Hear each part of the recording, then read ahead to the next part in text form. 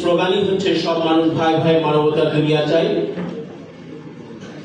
মানবতার রাজনীতির প্রবর্তক ও বিশ্ব ইনসানি বিপ্লবের প্রতিষ্ঠাতা আল্লামা ইমাম হায়াতের শুভেচ্ছা জানিয়ে আমি আমার ইশতেহারের সংক্ষিপ্ত পাঠ করছি।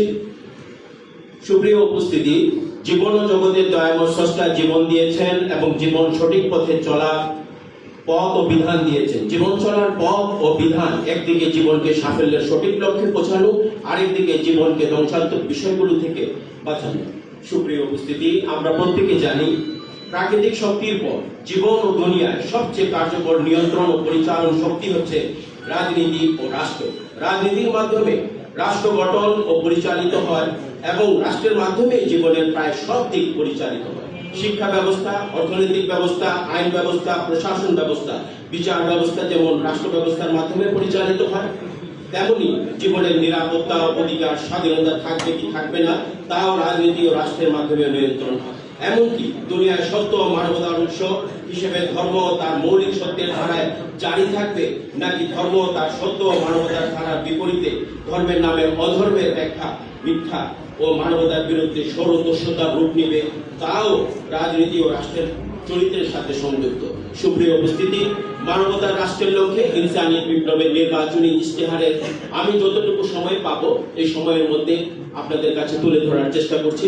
সুপ্রিয় উপস্থিতি, আমরা আমাদের মানবতার রাষ্ট্রের লক্ষ্যে ইনসানিয়ত বিপ্লব বাংলাদেশের নির্বাচনী ম্যানিফেস্টো ভিত্তিতে জনগণের রায় চাই। কিভাবে? এক, রাষ্ট্র হবে সাংবিধানিকভাবে সব ধর্মের, সব মতপথের, সব মানুষের সমান মালিকানা ও সমান নাগরিকত্ব ভিত্তিক সর্বজনীন মানবতার রাষ্ট্র। দুই, রাষ্ট্র একক ধর্ম, একক জাতি, একক মতবাদ, একক দল ভিত্তিক ও ভিতরের সকল অপশক্তির জবরদখল থেকে রাষ্ট্রের বাহ্যিক স্বাধীনতা, সার্বভৌমত্ব, অভ্যন্তরীণ স্বাধীনতা ও জীবনের স্বাধীনতা রক্ষা করা হবে।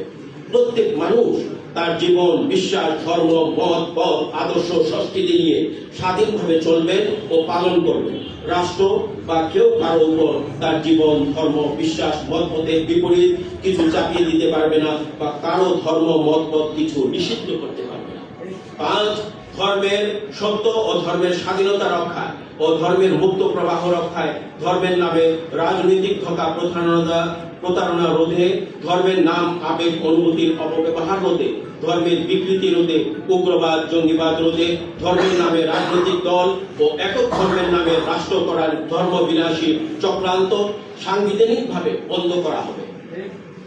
ধর্মের নামে ধর্মের আত্মিক, রাজনৈতিক, মানবিক শিক্ষা তুলে ধরার জন্য ধর্মের নামে দল, সংগঠন, সংস্থা হতে পারে, কিন্তু রাজনৈতিক দল ও রাষ্ট্র হতে পারে না।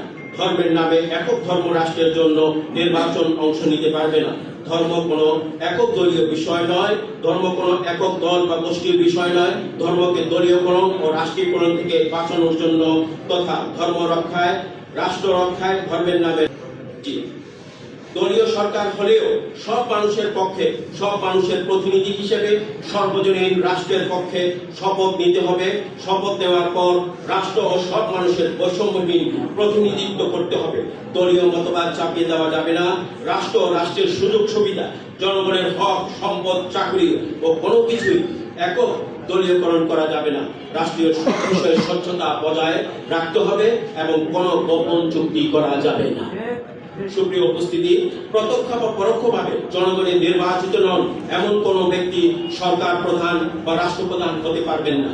সকল নির্বাচন চলমান সংসদ বিলোপ করে রাষ্ট্রপতির নেতৃত্বে নির্বাচনী ইন্টারিম সরকারের মাধ্যমে হতে হবে।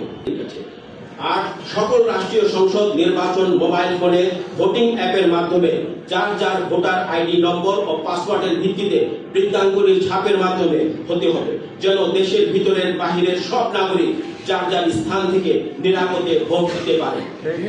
সুপ্রিয় উপস্থিতি, রাষ্ট্র ও সরকার জনগণের মধ্যে ধর্ম, ভাষা, গোত্র, লিঙ্গ, বর্ণ, শ্রেণীগত কোনো বৈষম্য বিভেদ করতে পারবেন না। সব মানুষের মানবিক সাম্যভিত্তিক সমান অধিকার মর্যাদা রক্ষক হবে রাষ্ট্র এবং সরকার।